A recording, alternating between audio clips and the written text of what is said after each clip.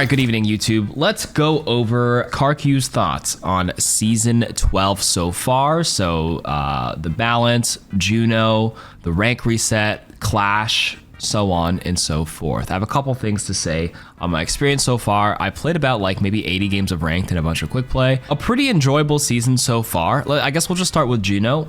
I do think on release, like everybody was saying, I agreed that she was a little underpowered compared to playtest weekend, especially because lowering the fire rate by like 15-20% is a bigger nerf than like the utility of the cooldown that's only used sometimes on your team. And I think the recent hotfix patch where they buffed the uptime of the glide boost from 8 to 6 seconds, which is really, really good, and increase the damage has helped her significantly. And I think she's actually kind of underrated right now. I think she's on the high side of like B+ right now.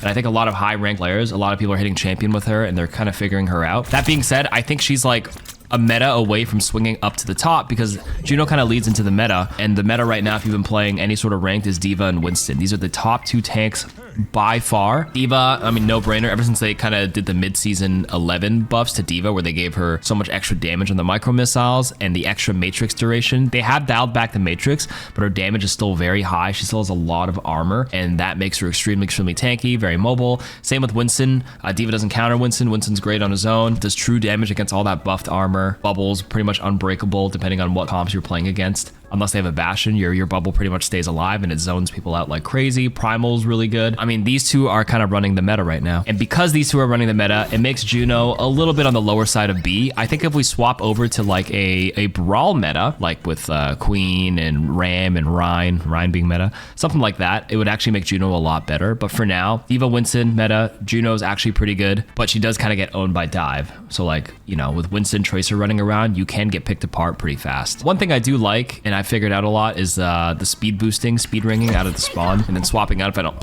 feel like playing her. It's actually kind of like similar to how Lucio would amp speed, and then you swap over. That's pretty nice. The buff to the glide boost every 6 seconds is like her only way to fight back and to survive, right? She has no Suzu, no TP, no self-nade, none of that stuff. So she has to rely on this, and having bigger uptime kind of has helped her a lot. So I think most people are enjoying her. She's okay right now. And again, just a patch away from being meta. Let's think about some bigger winners and losers of this patch. So I'm just going to pick out the outliers. Everything else is sort of like playable, except these outliers, which are really good, and maybe some outliers that are really bad. So again, Winston, D.Va, top two tanks. I actually think Ball is underrated, and I think Ramatra, if you are gonna go Brawl, is your Brawl choice right now because he's bugged. Actually, let's get into this right now. A couple people in my chat, Patrick and some other people have brought to my attention that armor is bugged on Ramatra and Brig right now, making them overperform. It's actually like recalculating its armor reduction as separate calculations, and it's making him tankier than he should be. And same with Brig. Finishing off with Ram, if you're gonna play Brawl, you can play Ram, because not only because he's bugged, but he is like good even without the bug. Brig is very good right now because you need Brig to help deter all the D.Vas and Winston. So Brig is solid, she also has armor, and then obviously the bug is making her tankier than she needs to be. And if you want a good pairing with Brig, you can pair her with Ana.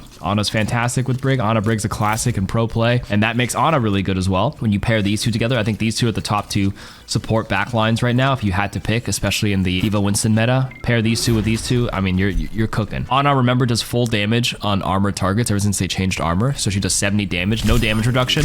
Old armor made Ana do 49 damage instead of 70 for a 30% reduction, but new armor, Ana does true damage and does 70 on it, so you can actually poke their D.Va, poke their Winston, and do a lot of damage, which helps a lot. So these two are the top choice. Juno's acceptable with Brawl. I think Alari is still pretty solid as well. I think Bap is fine as well if you are running the Brawl, but he's not really picked as much anymore in this patch. It's a lot of Ana, Brig, Juno, probably because she's new.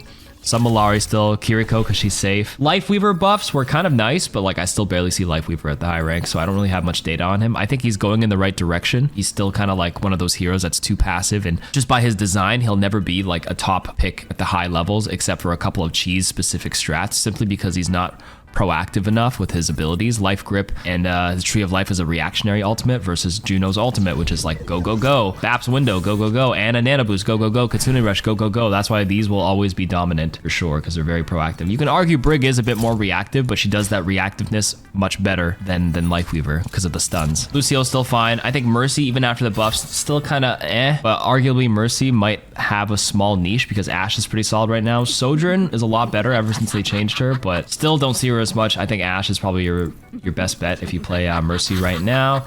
Moira, I don't see. I wouldn't even touch Moira right now because of divas running around. All your orbs gonna get eaten, and Zen probably gonna get eaten by dive. So I would probably avoid these, or if you can help it. But like at the end of the day, it's ranked. You can play whatever you want. You can probably still find wins. These are just my thoughts on tanks and supports for now. I mentioned I'm all over the place right now. Sigma's still fine. I wouldn't play Mauga. I wouldn't play Orisa. I wouldn't play Roadhog. I wouldn't play Zarya because they just play Winston. I would just play 1, 2, 3, 4 if you're good on this one, and 5. That's it. Okay, for DPSs, I said Ashe is great. Bastion could be a cheese pick if their Winston's dominating, if they have no other answer. Cass is okay, but most of the hit scan is very rough. I would say Soldier's your worst hit scan amongst your choices right now because of divas and Winston. Soldier doesn't do enough to break the bubble, and then Diva can eat him for breakfast. Cass still has a little bit of a niche because he can flashbang and slow him down. Echo's okay. Genji, pretty low tier if you had to like play dive. I would just, if you're gonna complement your dive tanks, I'd probably just run with Tracer and Sombra instead. Genji, Hanzo, Junkrat, Maze, okay. Pharah, okay. Reaper, honestly, Reaper's okay right now. They did buff him a bit, and he does have the mythic skin buff, which is real, by the way, not really. Sojourn's okay. I wouldn't play Soldier. Sombra's okay. Sim is map dependent still. Torb's actually okay. They buffed him, right? They gave him 25 armor instead of health. He's actually kind of like a good anti-Tracer deterrent. If you don't know how to play Tracer, any of the dives, you could just play like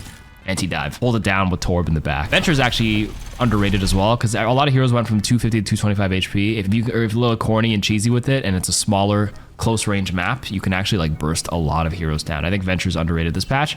And Widow's played a lot. Yeah, the only outlier here is probably Soldier as your hit scan, and then everything else is still kind of nichey. That's for all the heroes. We have the rank reset, which again was a soft reset, right? People kind of freaked out, myself included, but then once I got some clarification, let me explain my understanding of it, which I think is correct now because I had a bit of people vet it, which is basically the reset pushed the outliers in. So people on the high end champion and people on the low end bronze squished it in to your median, and your median is around gold 3 and gold 4, and they removed the confidence factor of your rank. So your reset, they kind of have an idea of where you are, but because they remove the confidence, it means you have to redo your placements, and your placements can give you wider swings early on to get more confidence on what rank they think you are, and then you stabilize after like 20 games. 10 games, and then your next matches after your placements will be like, you know, placements are volatile and give you a bit more or a bit less depending on how much you win, and then after that, you should be back to where you are.